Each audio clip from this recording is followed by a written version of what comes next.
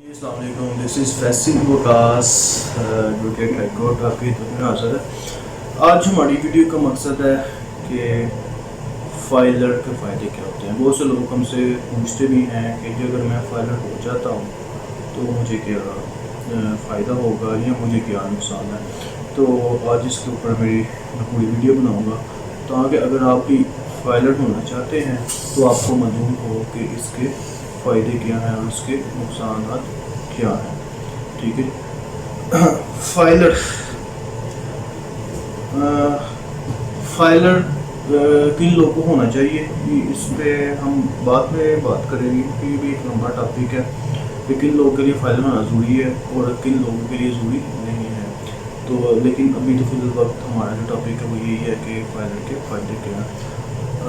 जो सबसे पहला बेनिफिट है फाइलर होने का वो ये है कि आप जितने भी इनडायरेक्ट टैक्सेस होते हैं उन पे आपको 50% छूट मिल जाती है। ठीक है, उसमें से कुछ इनडायरेक्ट टैक्सेस मैं आपके बैंकिंग ट्रांजेक्शन, अगर आपका किसी बैंक में अकाउंट है, आप उसको बिजनेस पर्पस के लिए इस्तेमाल कर रहे हैं या पर्सनल सेविंग के लिए यूज़ कर रहे हैं, तो उसके ऊपर आपको जब आप कैश विड्रॉ करवाते हैं 50,000 से ऊपर, तो उसके ऊपर आपको 0.06% के हिसाब से टैक्स चार्ज होता है।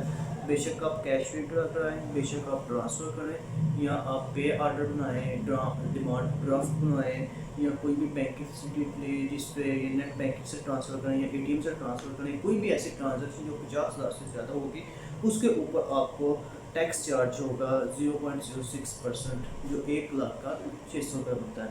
अगर आप फाइलर हो जाएंगे तो ये आपका टैक्स ज़ीरो हो जाएगा।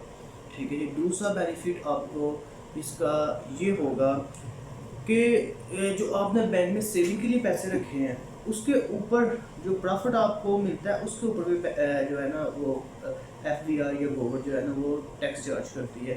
जो उसके ऊपर टैक्स पड़ता है वो तकरीबन आपको फाइलर के लिए है। इसमें दो चीज़ें हैं, एक किसी बंदे का प्रॉफिट 5 लाख से कम होता है और किसी बंदे का प्रॉफिट 5 लाख से ज़्यादा होता है। जिसका 5 लाख से कम प्रॉफिट होगा फाइलर को 10% प्रॉफिट पे टैक्स पड़ेगा और नॉन फाइलर को 20% पड़ेगा। और इसी तरह किसी का प्रॉफिट एक साल के अंदर जो है वो 5 लाख से ज़्यादा हो जाता है तो फिर उसके ऊपर आपको पड़ेगा नॉन फाइलर को 30%, 30% और फाइलर को 15% जो है वो चार्ज होगा।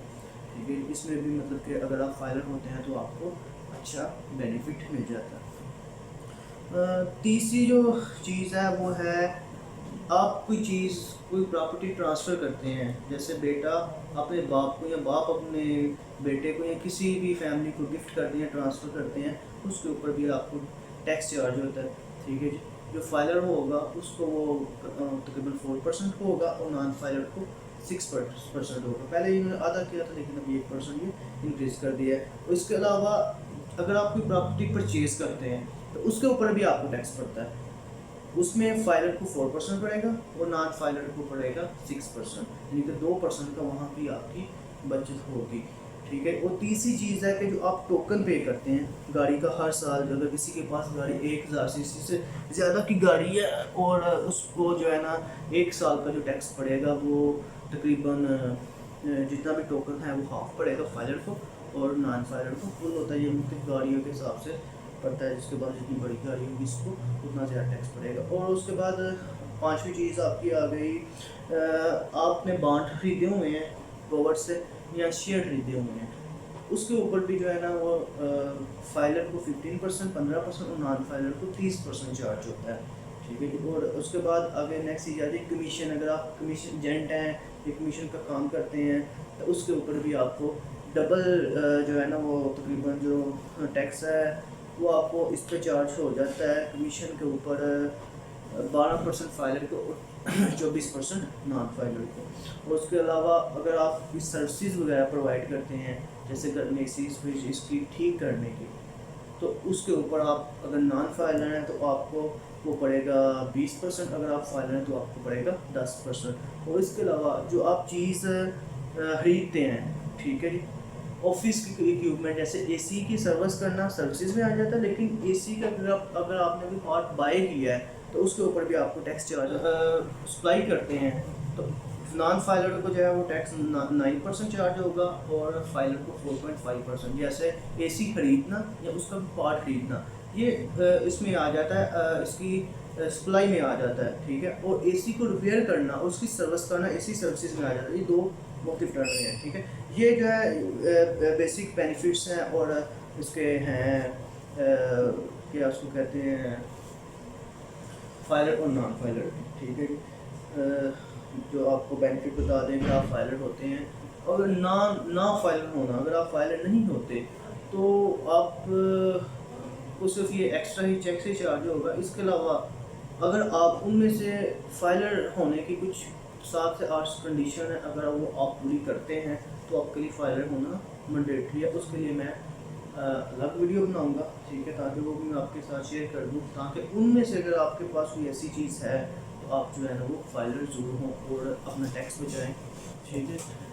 ये आपको आज मैंने बता दिया है फाइलर और नॉन फाइलर का फ़र्क और कितना टैक्स आप अगर फाइलर हो जाते हैं तो आपका बच जाता है। तो मेरे ख्याल से अगर आप फाइलर हो जाते हैं तो आपको बेनिफिट फ़ायदा भी होगा, ठीक है, इसका, और आप फ्यूचर में FBI के नोटिस से भी बचेंगे और कौम की खिदमत भी आप करेंगे। अगर आपके लाइब्रेरी कोई टैक्स है, अगर आपका टैक्स बनता है तो आप प्रॉपर पे करें, ठीक है, जो एक अच्छे पाकिस्तान होने की ज़रूरत है।